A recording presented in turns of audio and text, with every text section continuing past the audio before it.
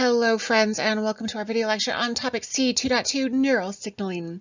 Our guiding questions: how are electrical signals generated and moved within neurons, and how can neurons interact with other cells? Our objectives: we're going to distinguish between the central and the peripheral nervous systems. We're going to talk about neurons versus nerves. We're going to talk about the structure of a generalized neuron and outline the propagation of resting potential and action potential. We're going to briefly describe saltatory conduction in this lecture, distinguish between impulse speeds of myelinated and non-myelinated neurons. And we're going to wrap up with a look at synapses and then outline the events that occur during synaptic transmission, the release of those neurotransmitters, using acetylcholine as an example of an excitatory neurotransmitter.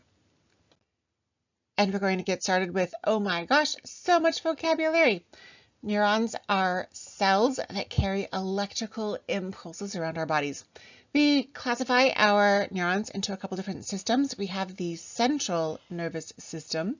The central nervous system is simply the brain and the spinal cord. All the other nerve cells, these neurons, are part of what we call the peripheral nervous system. The peripheral nervous system. These consist of both sensory neurons that collect sensory information from the environment, from within our bodies. We also have motor neurons that stimulate muscle contraction. Neurons are nerve cells. Neurons are individual cells, these nerve cells that carry the electrical impulses, these signals around our bodies. Some of them are quite long. We have some neurons that go from our spinal cords all the way down to our toes. They can be a meter or more in length, depending on how long your leg is. So these guys are crazy cool. Sometimes our neurons get grouped into what we call nerves. So nerves are more like this image of cables. So cables are clusters of lots and lots of individual wires. So we can think about those wires as being those neurons and those cables as being nerves.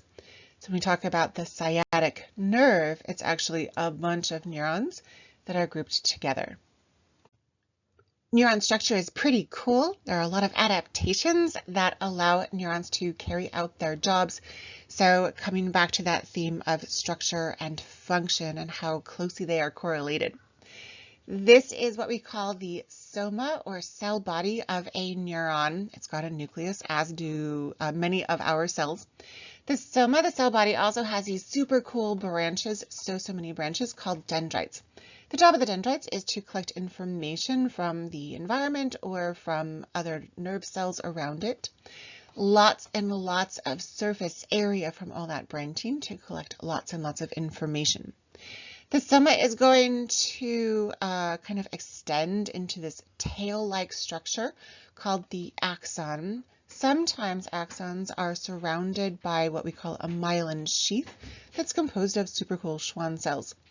The axon is going to end in some synaptic or axon terminals. Those terminals end in buttons. The buttons are filled with vesicles that contain neurotransmitters. Neurotransmitter molecules are released from those axon terminal buttons and then can be received either by muscle cells or by the dendrites of the next neuron structure. The nerve impulse will start here, travel along the axon, and then end up at those axon terminal buttons. These impulses that travel along our neurons are electrical impulses. And to propagate these impulses, we need some electrical potential inside and outside of our neurons. We make that happen by moving ions around. Remember that ions are particles that have a charge, because they've either lost or gained some electrons. We're going to look here at sodium ions and potassium ions. Each of these guys has a positive charge because they have lost an electron. There is this amazing pump. Remember that pumps carry out active transport of particles, moving things against their concentration gradients using some ATP. We're going to look again at those sodium ions and at those potassium ions. This pump moves, count them, 1, 2, 3. 3 sodium ions get bound, 1, 2, 3, There they are. 3 sodium ions get bound. And when 2 potassium ions are also bound, we are able to push those 3 sodiums out and pull those 2 potassiums in. So again, sodium-potassium pump. 1, 2, 3 sodiums out, 1, 2 potassiums in. 3 sodiums out and 2 potassium ions in. That is going to lead to a greater positive charge on the outside. And therefore, comparatively, relative to that increase in positive outside, the inside is going to be negative. There are also some chloride ions that are inside the cell all the time. And so the outside ends up being a little bit positive, the inside comparatively is negative, and that leads to, in us humans, an average resting potential of about negative 70 millivolts. This sodium-potassium pump makes our nerve cells have on the inside about negative 70 millivolts of potential. When an action potential hits, when there is a stimulus to our nerve cells, what happens is all that sodium that we worked so hard to push out, it goes in. And so all that sodium starts to go back into the cell. That's an increase in positive ions, and therefore the cell does what we call depolarization. So by setting up the cell to be a little bit negative, we polarized it. When we flip it from negative to positive, by letting all those sodium ions in, that is depolarization. And then all that potassium that we brought in, we let it out. And that loss of positive ions causes the cell to go back to a negative potential, and we call that repolarization. So we have this resting potential. We set up the cell to be polarized. We depolarize it and then repolarize it. That potassium pump gets back to work. All that sodium that we let in, we're going to pump it back out. All that potassium that we let out, we're going to pump it back in so that the nerve cell can carry out another action potential, send another impulse. For many of our human cells, the conduction of these impulses is what we call saltatory. In Espanol, saltar means to jump, and the conduction of our impulse literally jumps. So instead of going all along the whole entire membrane of the whole entire axon, where we have a pump and depolarization and repolarization, and then we go back to polarization, and then we have D, and then re, and then back to polarization, and then. Instead of doing that along every little millimeter of the whole entire axon, sometimes we have this myelin sheath. So this cell is what we call a myelinated neuron. It has a myelin sheath. Myelin sheaths are composed of these Schwann cells that have a lot of lipid in them, and they act a lot like the insulators that we have on wires. This guy, no insulator, and so it's going to have to do the propagation of the impulse along the whole entire length of the axon. In these myelinated cells, the impulse is here, and then it can jump to the other side of that myelin sheath, to the other side of that Schwann cell. And then it can jump again, and then it can jump again. And so our myelinated cells very often can send these impulses far more quickly than can our non-myelinated neurons. You can see here that our myelinated neurons have a much greater velocity than do our non-myelinated neurons. Interestingly though, if they're very small in diameter, then actually the unmyelinated or non-myelinated neurons are a little faster. And so for a lot of our human neurons, the very long ones that go from our spinal cords down to our toes, so much myelination, lots of Schwann cells so that we can carry out that saltatory or jumping impulse. In our very small neurons, Actually, non-myelinated is better. Now, when our impulses reach the end of a neuron, we have a whole nother set of processes start to occur. So here is our axon. We have our axon terminals. Those guys are going to end in those axon terminal buttons. This is an axon terminal button. We call it part of the presynaptic neuron because this junction between the two neurons is called a synapse. Because this guy comes before the synapse, it's a presynaptic neuron. After the synapse, this guy is a postsynaptic neuron. Between the two neurons, we have the synaptic cleft, this tiny little gap between the two nerve cells. A little bit of vocabulary review. Remember that we talked about endocrine and autocrine. These neurotransmitters are paracrine messengers because they move a small distance, a very, very small distance. What happens when that impulse reaches that presynaptic axon terminal button? Again, we have sodium and potassium and sodium and potassium. And then at the very end, we're going to throw in, are you ready for it? Some calcium ions. So calcium ions are going to be allowed into that button when those channels open because of the voltage change due to depolarization. This calcium is going to set off a pathway that leads to the movement of these vesicles that are filled with neurotransmitters. Those vesicles are going to move to the membrane of that axon terminal button. Exocytosis is going to occur. Exocytosis. Those vesicles are going to merge with that presynaptic membrane. Those neurotransmitter molecules, which are now the ligands, are going to diffuse across the synaptic cleft.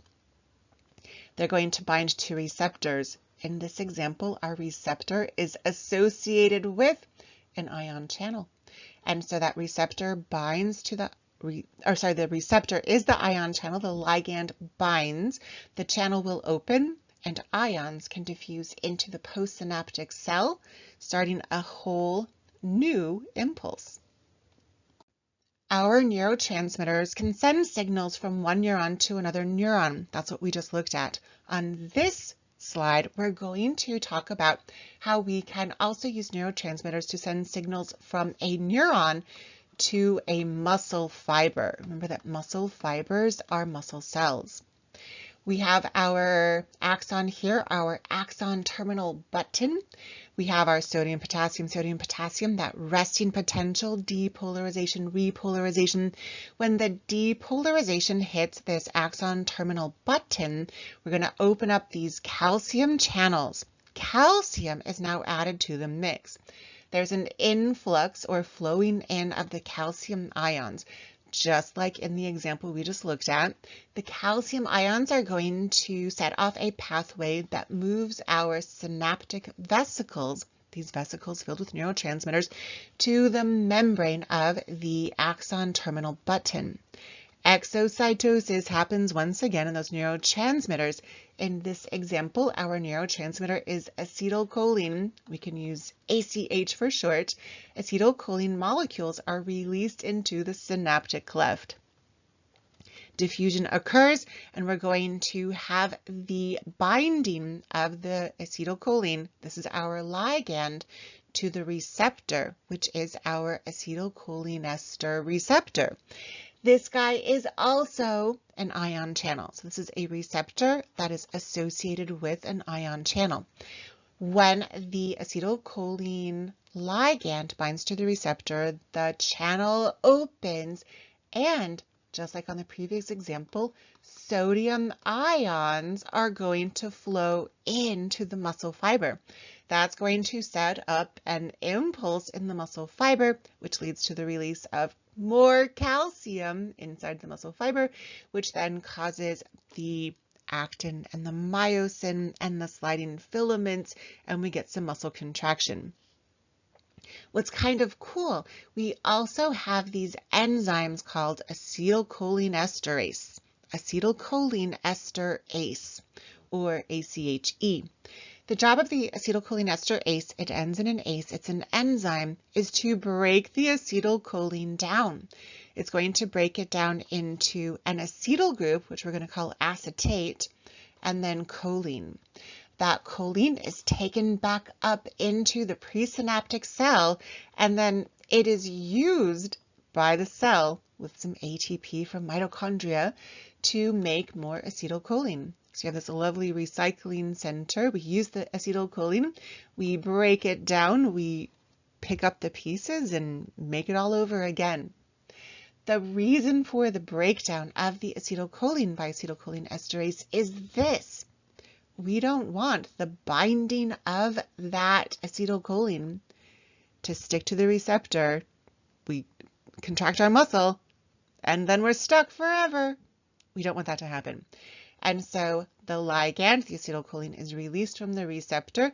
The enzyme is going to break it down so that we can move our muscles once again. And can you believe it, my friends? We are at the end of our video lecture on neural signaling.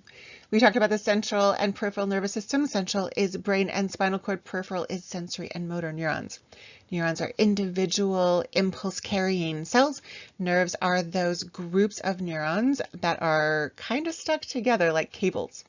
We talked about the structure of a generalized neuron. There are dendrites and a soma and an axon that sometimes have myelin. We also have those lovely axon terminal buttons that are filled with neurotransmitter vesicles. We talked about the propagation of resting potential. The sodium-potassium pump does 3 sodiums out and 2 potassiums in. Action potential, we have depolarization and then repolarization. Saltatory conduction depends on myelinated neurons. We can jump our signal over the pieces of the myelin sheath. That's different from non-myelinated neurons, where we have to do sodium, potassium, all the way down every little piece of the axon. We talked about synapses, those gaps between nerve cells, and how we have some calcium ions that move those vesicles, exocytosis, release of the neurotransmitters into the synaptic cleft so that those ligands, the neurotransmitters, can bind to the receptors. And acetylcholine is an example of an excitatory neurotransmitter. It gets those muscle fibers to contract. Great work today, my friends.